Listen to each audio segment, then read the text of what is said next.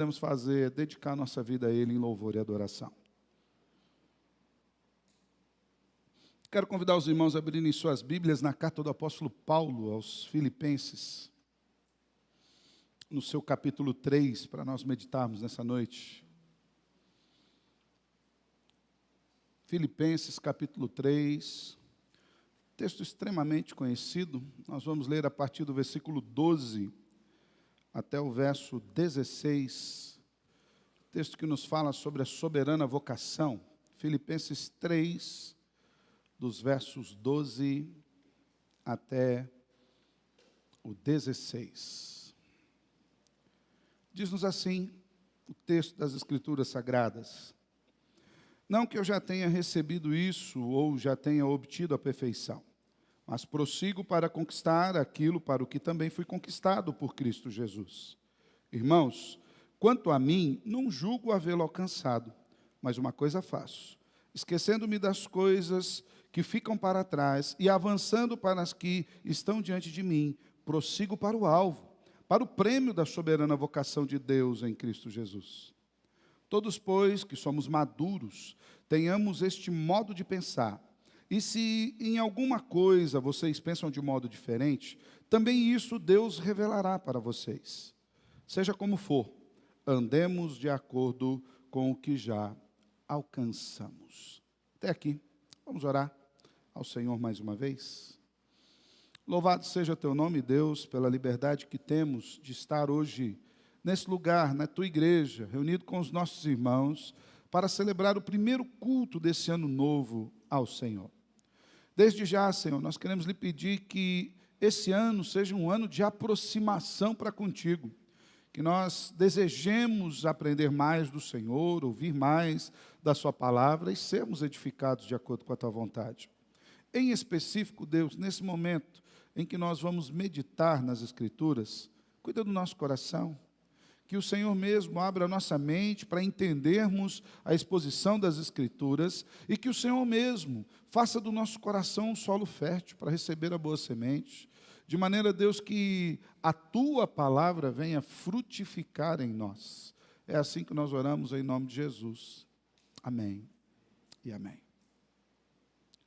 Geralmente, nos inícios de ano ou novos ciclos, seja início de tempo de trabalho, início de faculdade, início de escola, é um costume nosso nos novos anos ou nos novos ciclos, nos novos inícios, nós projetarmos metas, projetarmos expectativas a serem realizadas.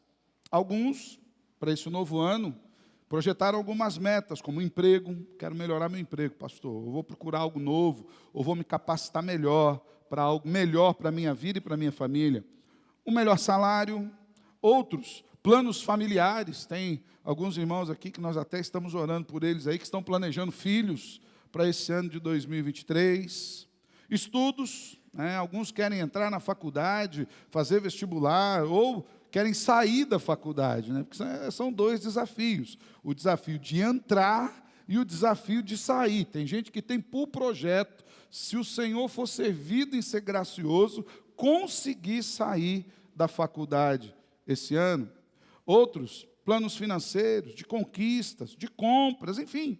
Muitas pessoas têm por costume, início de ano, traçar metas, traçar projetos. Alguns irmãos abraçaram uma causa aí que eu lancei nos grupos da igreja, um desafio, e abraçaram a meta de ler comigo a Bíblia toda durante esse ano de 2023. E é fácil, porque está no aplicativo, você vai clicar ali, todos os dias o aplicativo vai dar para você os textos, e nós vamos ler juntos, e se o Senhor for servido e a gente for firme nas promessas, como acabamos de cantar aqui, em 10 meses nós vamos ler a Bíblia toda esse ano de 2023.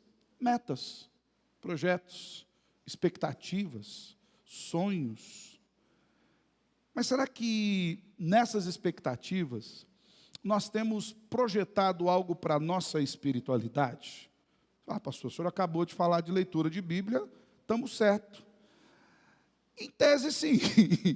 Em tese, sim. A leitura da palavra de Deus é claro que vai nos trazer um crescimento espiritual profundo. Mas tem muita gente que também faz a leitura apenas para cumprir tabela, como se estivesse lendo um livro de conhecimento qualquer. Metas para a espiritualidade, para crescimento espiritual. Você tem traçado para esse ano de 2023? Você sondou as metas que você traçou no ano de 2022 e viu quais delas se cumpriram? Se você olhar para o teu estilo de vida cristã, aquilo que você tem vivido até hoje, então, vamos jogar mais para trás, 22, 21, 20, 19, 18 e por aí vai. O teu cristianismo, se você continuar nessa pegada, nesse jeito de andar, ele tem te levado aonde? Em que aspectos você tem crescido espiritualmente? Em quais aspectos esse cristianismo que você tem vivido tem te habilitado para servir o Senhor melhor, para servir a igreja melhor, para servir sua casa melhor, sua família melhor? Em quais aspectos isso tem mudado a sua vida? Quais têm sido as suas expectativas de futuro para com Deus? No reino de Deus, na casa de Deus. Você tem projetado, por exemplo, eu quero ser usado mais por Deus em 2023.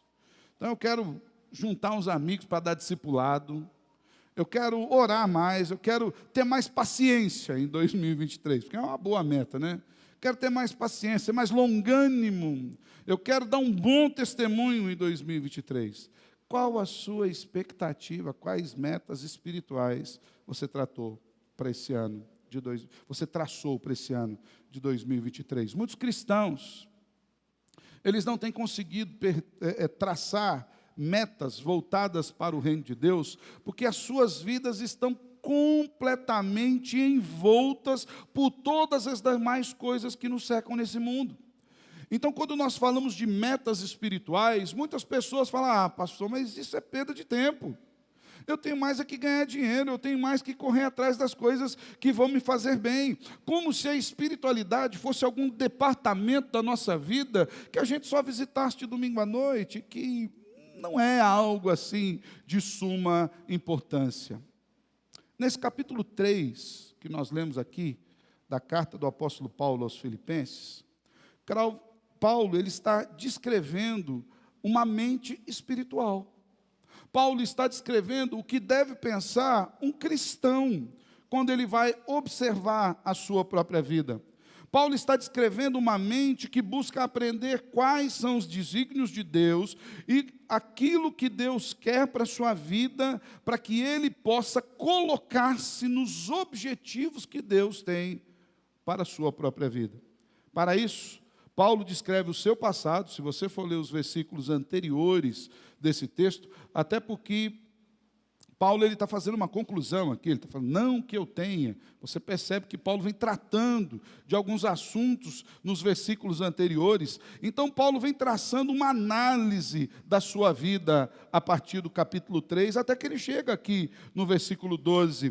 Paulo vem falando um pouco sobre as suas perdas, sobre os seus ganhos na vida cristã, e toda a análise que Paulo faz, toda a comparação que Paulo está fazendo para que ele possa observar o desenvolvimento da sua vida, está toda ela pautada no seu relacionamento com Deus, principalmente naquilo que se refere ao seu ministério terreno.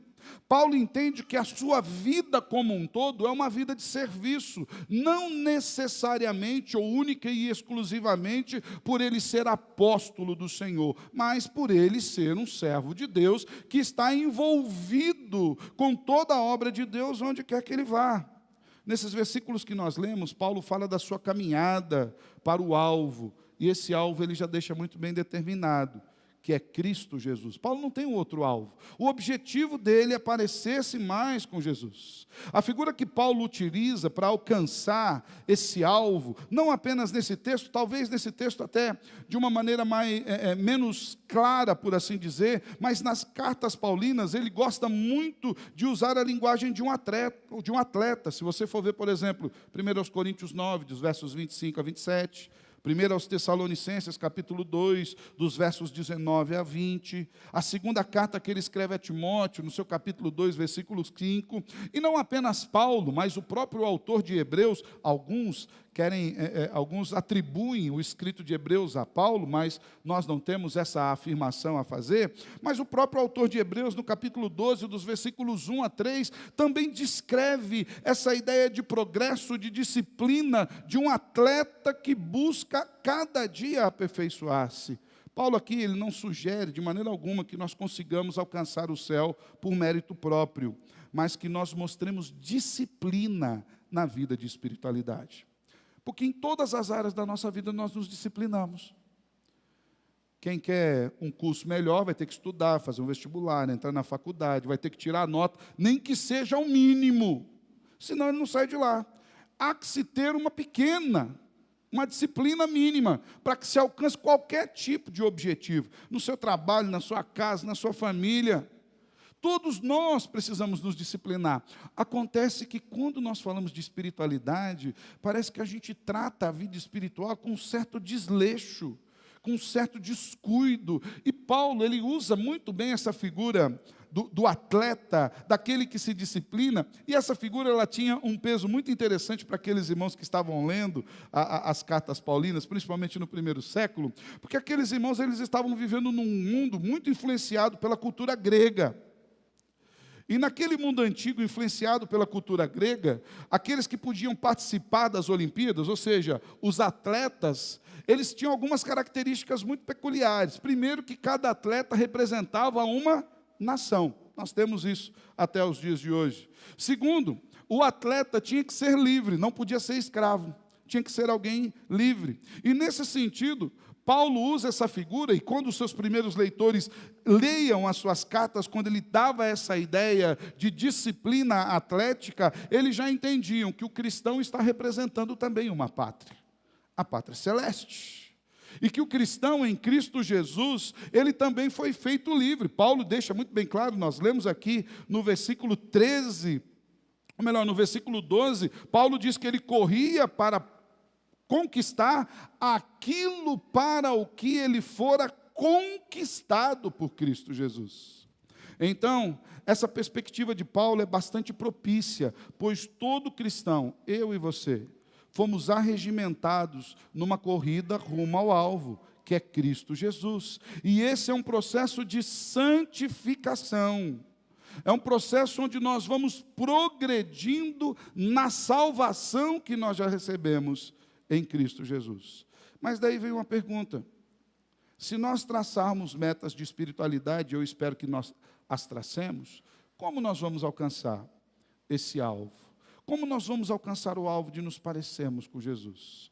O apóstolo Paulo, nesse texto, nos dá uma visão do que vem a ser essa busca e esse processo de alcançar isso em Cristo Jesus. Paulo sabia que ele já era salvo em Jesus, mas que ainda não havia recebido o prêmio final. O Dani falou muito bem agora há pouco do conceito de já e do ainda não. Esse é um conceito cunhado por um teólogo chamado Oscar Cullmann. Ele dizia que o reino de Deus é um reino já vindouro, o reino já está instaurado, mas ele ainda não está na sua completude. A sua completude se dará na glorificação dos santos, quando nós estaremos no céu. Paulo usa desse conceito, ou melhor, Cullmann usa desse conceito do apóstolo Paulo, porque Paulo sabia que já estava salvo em Cristo Jesus, mas que ele ainda tinha que desenvolver a sua espiritualidade, santidade, testemunho, num processo que se dava aqui e que só se completaria com Cristo Jesus na ressurreição dos mortos. De maneira que o texto deixa claro a necessidade que nós temos de, como cristãos, caminharmos para o alvo que é Jesus a cada dia. Mas para que nós façamos isso, existe um processo bíblico de crescimento espiritual, e eu quero me demorar um pouco mais com vocês, falando desse processo, de acordo com aquilo que está nesse texto. E a primeira verdade sobre esse processo bíblico de crescimento espiritual, que eu espero que você tenha abraçado como meta para o ano de 2023, é que nós precisamos reconhecer que nós ainda não estamos prontos. Nós estamos em processo de desenvolvimento. Eu acredito que um dos grandes entraves para o nosso crescimento espiritual é quando a gente acha que já está bom, quando a gente acha que já está pronto, quando a gente acha que já alcançou aquilo que tinha que ser alcançado na vida cristã. Pastor, já li a Bíblia várias vezes, eu oro todos os dias, sou dizimista fiel, participo dos cultos, então eu não tenho muito mais o que fazer, eu não tenho muito mais para onde crescer. Isso é um erro. Isso é uma trave que a gente coloca diante dos nossos olhos e que nos impede do crescimento. O próprio apóstolo Paulo, ele nos diz o seguinte, a partir do versículo 12: não que eu já tenha recebido isso, ou que eu já tenha obtido a perfeição, mas prossigo para conquistar aquilo para o que também fui conquistado. Versículo 13, ele repete o conceito. Ele diz: irmãos, quanto a mim, eu não julgo havê-lo alcançado. Detalhe, irmãos, nós estamos falando de quem, ou melhor, quem escreveu isso aqui?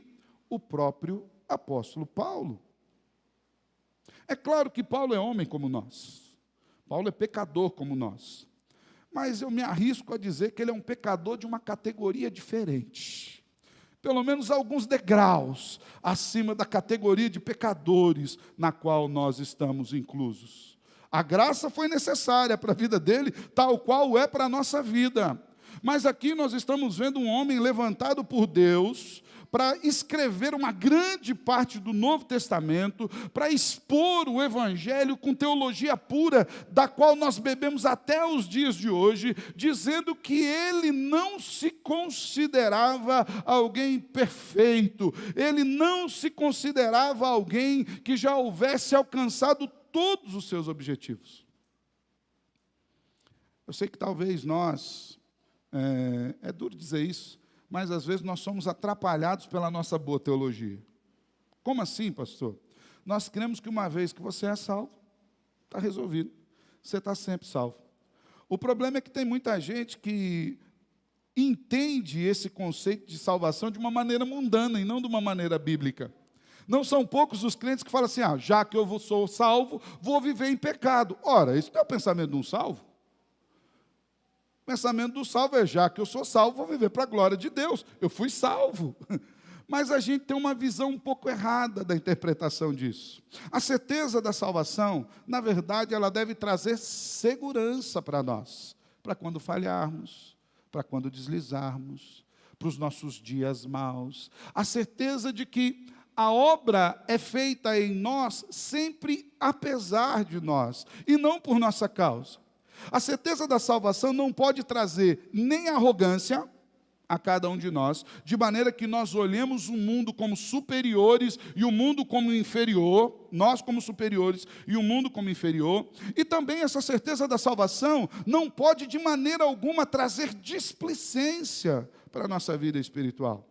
Paulo se demonstrou humilde diante dos seus irmãos. Ele buscava imitar a Cristo em seu proceder. Paulo sabia muito bem claro que ele precisava de um processo de aperfeiçoamento, não que Cristo precisasse, mas aqui, enquanto homem, o Senhor se submeteu à vontade do Pai em tudo. O próprio Paulo escreve que Jesus foi obediente até a morte e morte de cruz. O próprio Paulo escreve dizendo que tenham em vocês o mesmo sentimento que houve também em Cristo Jesus. Observando que Cristo Jesus era quem?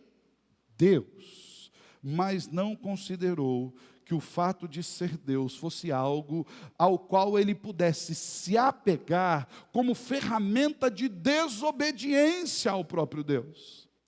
De maneira que nós que fomos salvos por Cristo, não podemos nos apegar à salvação para que sejamos displicentes para com Cristo. Por isso, irmãos, é preciso que nós reconheçamos, em primeiro lugar, que nós estamos em desenvolvimento. Eu posso dizer para você, sem medo de errar, que a salvação te habilitou para morrer. Você pode morrer agora, tranquilo, vai para o céu, glória a Deus, vou fazer seu velório com tristeza e com alegria. A tristeza de perdê-lo aqui e a alegria de saber que você está no céu. Mas a sua salvação faz com que a sua vida aqui busque cada dia imitar a Cristo enquanto o Senhor não vier te levar. Porque aqui nós vivemos num processo de santificação. E santificação nada mais é do que colocarmos a salvação que recebemos em prática nas mais diversas áreas da nossa vida. Nesse sentido, um grande passo rumo ao alvo é a visão espiritual de que ainda não alcançamos esse alvo, de que fomos alcançados por Ele, mas ainda não o alcançamos aqui nessa caminhada. Isso faz com que nós não nos acomodemos na fé. Antes, faz com que nós nos tornemos operosos praticantes, em vez de ouvintes negligentes. Aquilo que o irmão do Salvador Jesus, Tiago, escreveu na sua carta, capítulo 1, no versículo 25. E é isso que nós devemos ser. Operosos praticantes. A humildade opera em nós o reconhecimento de nossas próprias falhas e das nossas próprias limitações. Ela faz que nós vejamos o quanto nós precisamos de Deus e nos leva a não medir esforços para buscarmos a presença do Senhor. De maneira que, se entendermos que somos salvos e colocarmos como meta o crescimento espiritual, nós não mediremos esforços para ler as Escrituras, nós não mediremos esforços para orarmos mais ao Senhor, nós não mediremos esforços para servirmos mais e melhor aos nossos irmãos, que é uma das formas de servirmos a Deus. Nós não mediremos esforços de nos colocarmos livremente e de vontade espontânea nas mãos do Senhor, dizendo a Ele: usa onde o Senhor quiser me usar. O apóstolo demonstrou que a humildade é o primeiro passo rumo ao alvo. Irmãos, quanto a mim, não julgo havê-lo alcançado, mas prossigo para o alvo. Talvez um grande entrave, como já disse, das nossas metas de crescimento espiritual é a gente achar que a gente já está bom demais. Nós continuamos precisando de Cristo todos os dias aqui. Mas há uma segunda verdade com respeito ao processo bíblico de crescimento espiritual, que nós podemos ver aqui nesse texto. Essa segunda verdade é o reconhecimento da necessidade de um crescimento diário, todos os dias, o tempo todo. Paulo, quando ele diz que ele não havia julgado que ele já tinha alcançado, ele segue dizendo o seguinte, a partir do meio do versículo 13: uma coisa eu faço, esquecendo-me das coisas que ficam para trás e avançando para as que estão diante de mim, prossigo para o alvo, para o prêmio da soberana vocação de Deus em Cristo Jesus. Você já deve ter ouvido esse ditado, que diz o seguinte: águas passadas não movem moinhos.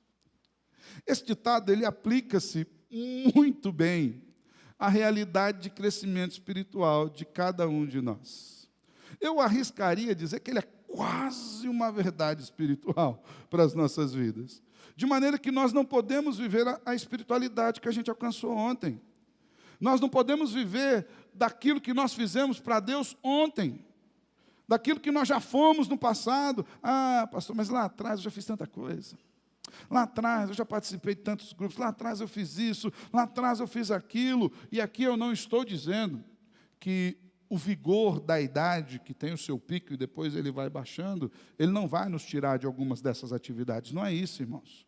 Não é nesse sentido que eu estou dizendo. Eu estou dizendo daqueles irmãos que hoje não buscam mais a face de Deus em crescimento e em serviço, naquilo que eles podem fazer, porque eles já estão muito bem acomodados nos louros que eles já colheram lá atrás.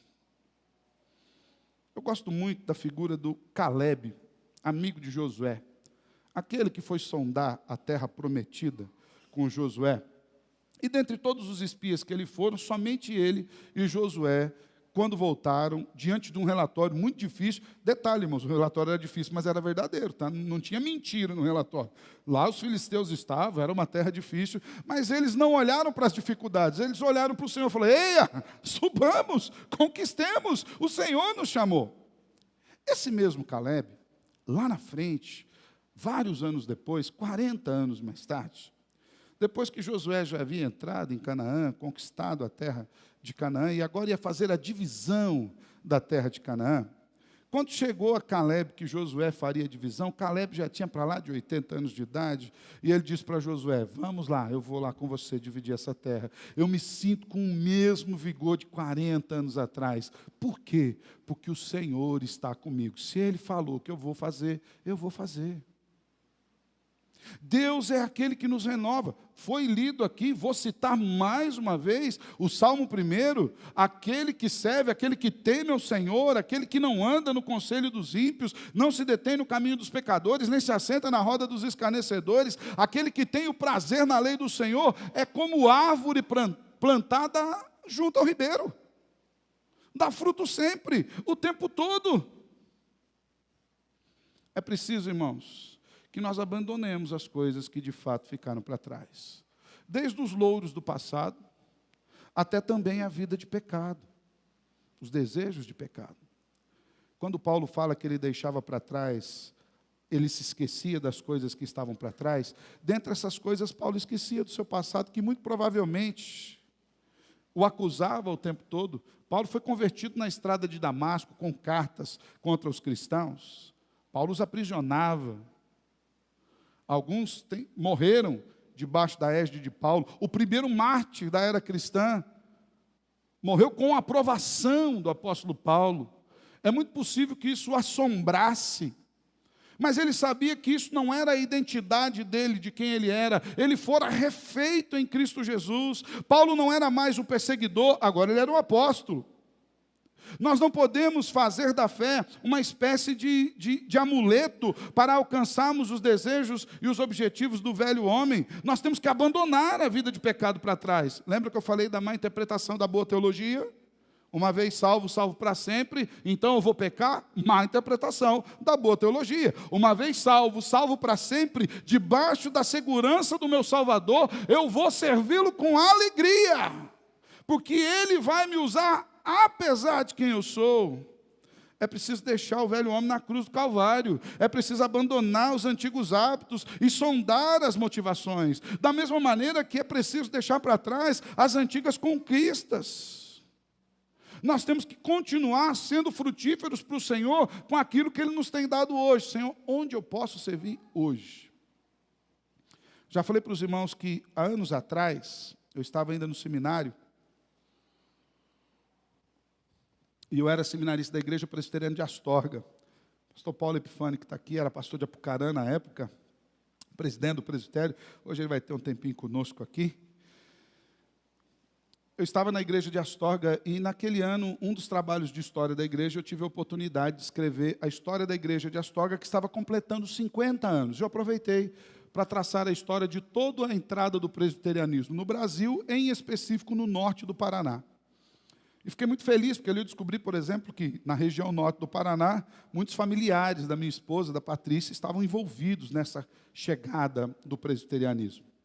Mas, para fazer essa pesquisa, voltado mais à Igreja de Astorga, eu fui entrevistar alguns presbíteros, que foram os primeiros presbíteros eleitos pela igreja. E, dentre eles, eu fui visitar um presbítero, Osias Stutz. Hoje ele mora em Cambé. Hoje ele mora no céu, já foi para o céu com o Senhor, né? Mas ele morava em Cambé, à época que eu fui visitá-lo, né? Seu Osias tinha para lá de 90 anos, irmãos. Não escutava bem, um homem baixinho, já com o corpo sentindo a idade. E quando nós fomos entrevistá-lo, que alegria, que brilho nos olhos daquele homem, falando, pastor, eu era seminarista. Ele, pastor, eu falei, sou seminarista, seu Osias. Eu falei, então, pastor, ele continuava, pastor, hoje eu estou numa fase melhor do que eu estava lá atrás, porque hoje eu posso visitar os irmãos todos de graça, pastor. Eu subo no ônibus, o ônibus me leva para Londrina, me leva para Cambé, e eu vou na casa dos irmãos, e eu oro com os irmãos, e o povo lá dos hospitais já me conhece, eu entro e oro com eles. Que alegria! Olha só, lá atrás eu não podia fazer isso, porque eu tinha que perder tempo com o meu trabalho. Hoje, pastor, tem essa liberdade, para lá de 90 anos. Um homem animado para servir ao Senhor naquilo que Deus lhe pusera às mãos, com 90 anos de idade. Paulo diz, eu sei que eu preciso continuar desenvolvendo, crescendo espiritualmente todos os dias. Tem muitos crentes que pararam na fé, lá atrás, como se eles houvessem se aposentado na fé cristã. Paulo diz, uma coisa eu faço, eu esqueço das coisas que ficaram para trás. eu avanço para aquelas que estão diante de mim. Quem vive de passado é museu. Talvez você nunca ouviu esse ditado, não é novo. Quem vive de passado é museu. Nós não podemos deixar a nossa fé numa prateleira exposta como um troféu, inoperante e juntando poeira. A nossa fé precisa ser prática, diária, servil, aplicável, todos os dias. A fé é algo que só tem valor se ela de fato for executada e vivenciada por cada um de nós. Então aqui nós vemos uma segunda verdade, que nós precisamos de crescimento espiritual todos os dias, deixando as coisas que ficaram para trás, sejam elas pecados, sejam elas glórias, e caminhando para aquelas que Deus tem posto diante de nós. Paulo diz, eu deixo as que ficaram para trás, mas eu avanço para cada um dos objetivos e projetos que Deus me propõe hoje. Quais objetivos o Senhor tem proposto para a sua vida hoje? Nós devemos avançar. Talvez num objetivo de crescer mais, de ler mais, de buscar mais, de discipular mais, de pregar mais, de servir mais. Paulo diz que ele continuava para esses objetivos, seguindo para onde? Para o alvo. E qual era o alvo? O próprio Cristo.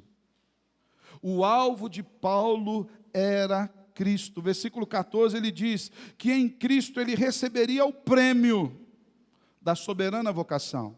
O Senhor lhe havia salvado na estrada de Damasco, tinha salvo sua alma, o Senhor o colocou, o arregimentou para o trabalho, e Paulo aguardava o dia em que ele receberia das mãos do Senhor os louros, que Pedro diz isso, da inacessível coroa de glória que ele receberia do Senhor. Paulo diz, olha, eu caminho nessa vida, eu busco nessa vida, servir ao Senhor, para que naquele dia eu receba o prêmio dessa vocação que Ele me fez lá no passado, dessa vocação que Ele me fez quando Ele me salvou.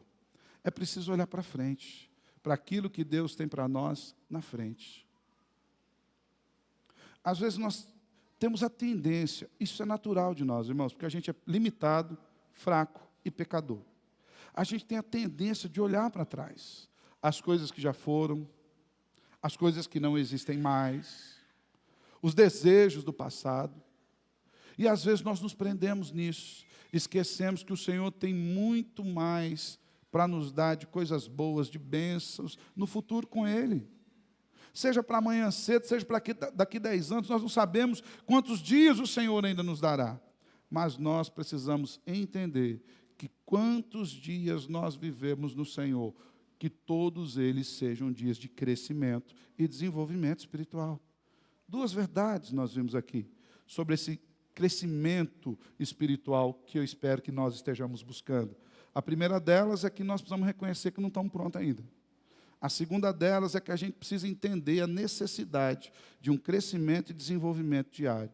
E a terceira e última delas é que nós precisamos reconhecer a necessidade de nós buscarmos amadurecer com o conhecimento que nós temos de Cristo. Eu temo, do fundo do meu coração, que depois de muitos anos como cristãos, eu e você, e esse é um temor meu para comigo também, nós verifiquemos que a nossa vida de espiritualidade não fez com que nós nos amadurecêssemos em nada. Nós continuamos sendo crianças espirituais. O autor de Hebreus faz uma exortação dura à igreja, dizendo que eles deveriam estar se alimentando de maneira sólida, estão tomando leite. O apóstolo Pedro repete a mesma exortação. Mas eu temo, irmãos, que talvez nós adquiramos conhecimento acerca de Deus, leiamos a Bíblia, façamos orações, façamos um monte de coisa, cantemos a musiquinha e apliquemos, né? Leia a Bíblia e faça oração. Se quiser crescer, a gente só esquece de crescer. Lê a Bíblia 1, 2, 3, 10 vezes. Alguém pisa no seu calo, você devolve do mesmo jeito que você fazia quando você não era crente. Lê a Bíblia 1, 2, ora, horas e horas em oração. Ora. Alguém dá uma cotovelada em você, você age igualzinho. você agia quando você nem era crente. Já vi crentes dizendo, pastor, quando eu sou bom, mas quando eu sou ruim, eu sou melhor. É engano para tudo quanto é lado. Quando você acha que você é bom, você já é péssimo. Quando você é ruim, é o que você é mesmo. É isso aí. Não passa disso. Mas não são poucas as pessoas que, apesar de terem contato com o sagrado, não têm amadurecido na fé. Paulo termina essa porção, no versículos 15 e 16, dizendo o seguinte: todos, pois, que somos maduros. Em outra palavra, outra tradução, perfeitos. É que a ideia de perfeição não é a ideia de completamente prontos. Por isso a ideia de maduro, essa tradução eu acho mais fiel ao conceito original que Paulo estava escrevendo. Nós que amadurecemos, experimentamos, conhecemos, fomos testados, provados e passamos pela prova. Tenhamos esse mesmo modo de pensar. E qual é o modo de pensar? Que continuemos prosseguindo para o alvo que é Cristo Jesus. E se em alguma coisa vocês pensam de modo diferente, que isso Deus revele a cada um de vocês. E Paulo diz que esse amadurecimento vem através do discernimento. Nessa tradução usada, modo de pensar. Esse modo de pensar é um modo de pensar especial, é um modo de pensar bíblico. Paulo propõe uma forma de pensamento. Que nós reconheçamos que precisamos crescer, que nós abandonemos a vida passada, seja a vida de pecado, ou até mesmo não fiquemos estagnados na vida de crescimento espiritual, e que nós olhemos para Cristo e caminhemos para Cristo. Paulo considera um cristão maduro aquele que faz isso, que pensa dessa forma, que age dessa forma. E é por isso que ele faz essa séria menção a necessidade do discernimento, do crescimento e do amadurecimento espiritual. E ele fala que, para isso, para os maduros, nós devemos andar de acordo com aquilo que nós já alcançamos. O que significa que devemos praticar o evangelho que já recebemos. Quantas mensagens você já ouviu sobre amor? Algumas, muitas. Como essas mensagens bíblicas influenciaram a sua maneira de amar as pessoas? Como você tem amado as pessoas de forma diferente? Quantas mensagens você já ouviu sobre perdão? Algumas? Inúmeras? Em que essas mensagens têm te ajudado a perdoar as pessoas que pecam contra você? Quantas mensagens você já ouviu sobre serviço na igreja? Algumas também. Todas essas que eu estou falando, eu tenho certeza que eu já preguei várias e várias vezes. Então, se você tem ouvido eu pregar, você já deve ter ouvido essas mensagens várias e várias vezes. Em que essas mensagens sobre serviço têm influenciado, ou modificado, ou melhorado a sua maneira de servir a Deus na igreja? Isso é amadurecimento. Quando nós ouvimos a verdade do Senhor, entendemos a verdade do Senhor, e a partir daquele momento nos disponibilizamos a praticar a verdade do Senhor. Paulo diz, vocês que são maduros, precisam ter esse entendimento, e precisam andar de acordo com aquilo que você já alcançou.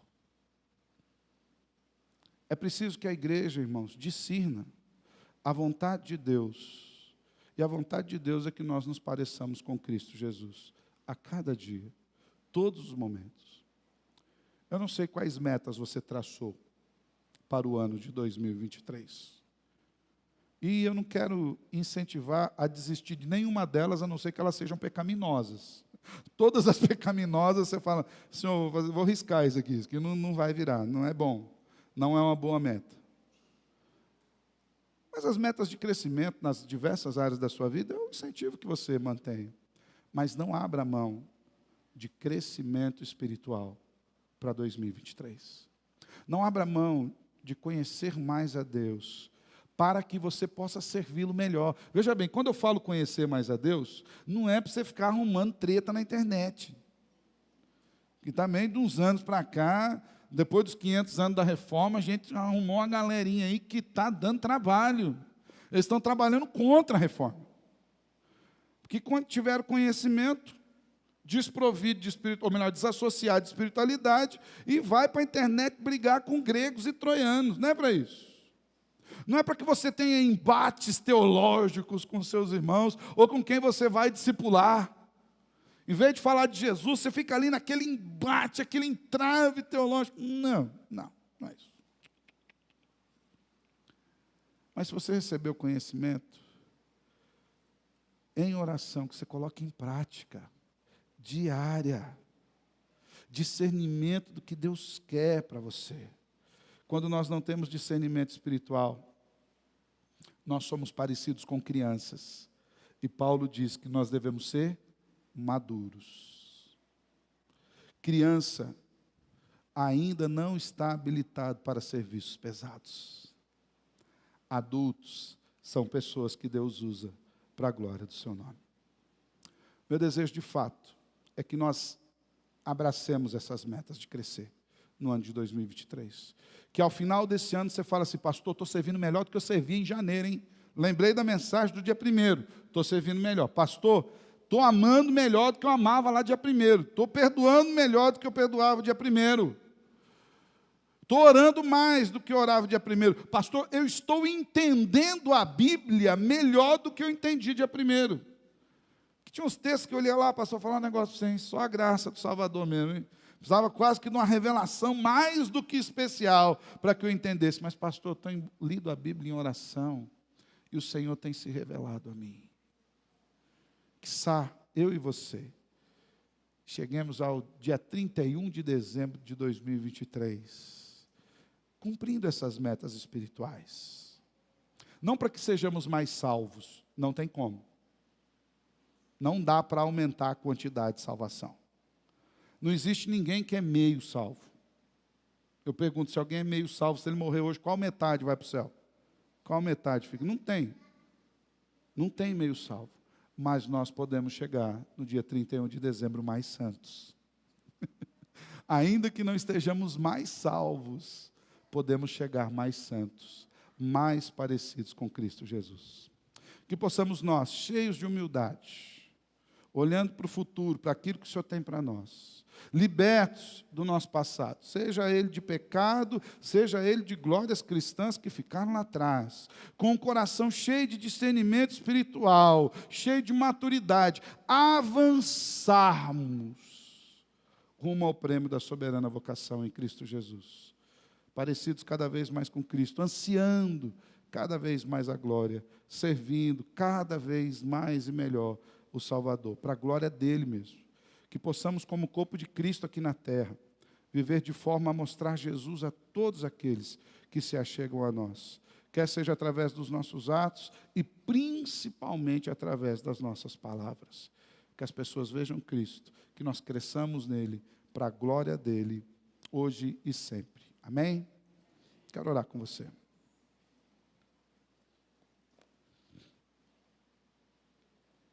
Senhor nosso Deus, obrigado pela Tua palavra.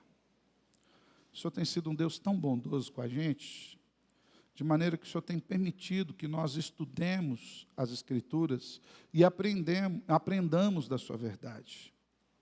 Por isso, Senhor, eu quero lhe pedir que o Senhor nos ajude a nós buscarmos mais o Senhor com a força que vem de Ti mesmo, pelo poder do Teu Espírito que em nós habita, a entendermos mais a Sua vontade, e a disponibilizarmos-nos a servi-lo, Senhor, melhor. Nos ajuda como igreja, Senhor. Nos ajuda como povo seu, como servos do Senhor. Que em nós, Senhor, cresça essa maturidade cristã, que nós busquemos desenvolver essa maturidade para a glória do Teu próprio nome, para o benefício da nossa própria alma, em glória a Cristo. E que ao final desse ano, nós possamos olhar para trás e dizemos com muita alegria, o Senhor nos ajudou a crescer. o Senhor nos aprimorou em santidade. A bondade do Senhor esteve conosco, nos permitindo hoje sermos cristãos melhores, mais santos, para a glória daquele que nos salvou, em Cristo Jesus. Amém e amém. Glória a Deus. Irmãos,